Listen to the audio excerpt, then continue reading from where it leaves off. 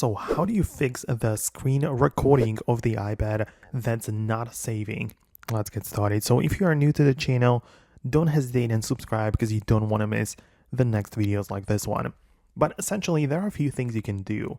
At first, since the iPadOS 26 has recently been released, I recommend people to just upgrade to that software right away because it brought some changes to the screen recording as well.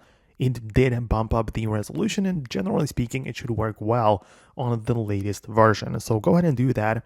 But outside of this, pay attention to some other things, right? So you might need to check out the storage situation in the settings, general, and iPad storage. And if you don't have enough storage or space left, then the screen recording might be captured, right? It might appear that it all works fine, but it doesn't have any space to be stored. So just free up some storage and ensure that it has enough space to be saved.